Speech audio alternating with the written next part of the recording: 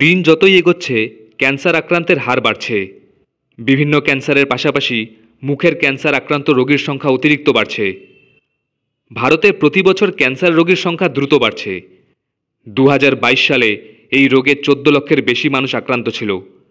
প্রতি বছর এই সংখ্যা বাড়ছে। প্রাথমিক পর্যায়ে ক্যান্সার শনাক্ত করা হলে রোগীর চিকিৎসাও সহজ হবে, কিন্তু অনেক সময়ই রোগ ধরা পড়তে দেরি হয়ে যায়, ফলে রোগীর প্রাণ বাঁচানো দুষ্কর হয়ে ওঠে। এই পরিস্থিতিতে মুখের ক্যান্সার শনাক্ত করতে আইআইটি কানপুর একটি নতুন ডিভাইস তৈরি করেছে। এই ডিভাইসটি মুখের পরীক্ষা করার জন্য বিশেষ আলো এবং ক্যামেরা ব্যবহার করে। মুখের ছবি বিশ্লেষণ করে সহজেই শনাক্ত করতে পারে যে সেগুলি স্বাভাবিক নাকি প্রাক ক্যান্সার বা ক্যান্সার। এর ফলাফল স্মার্টফোন অ্যাপে দেখা যাবে। এই ডিভাইসটিতে সাদা এবং ফ্লুরোসেন্স লাইট রয়েছে, যা স্মার্টফোন, ট্যাবলেট, আইপড ইত্যাদির সঙ্গে যুক্ত। পাওয়ার ব্যাকআপের ব্যবস্থাও রয়েছে এতে।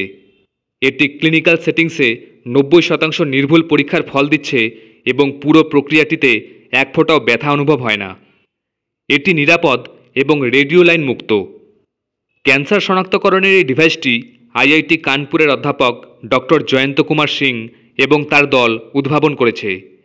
এর জন্য অন্য কোনো রাসায়নিকের প্রয়োজন নেই।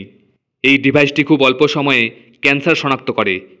শীঘ্রই এটি বাজারে আসবে বলে আশা করা হচ্ছে। আইআইটি এই ডিভাইসটি স্ক্যানজেনি সায়েন্টিফিক প্রাইভেট লিমিটেডকে দিয়েছে। আইআইটি কানপুরের ডিরেক্টর অধ্যাপক ডক্টর মনীন্দ্র আগরওয়াল জানান, আইআইটি কানপুর উন্নত স্বাস্থ্য পরিষেবা দিতে অক্লান্ত পরিশ্রম করে যাচ্ছে এবং গুরুতর স্বাস্থ্য সমস্যাগুলির মোকাবিলা করছে। ক্যান্সার শনাক্তকরণের উদ্ভাবনী প্রযুক্তি মাউথ টেস্টার স্ক্যানজেনি সায়েন্টিফিক প্রাইভেট লিমিটেডকে হস্তান্তর করায় তিনি আনন্দিত বলে জানিয়েছেন।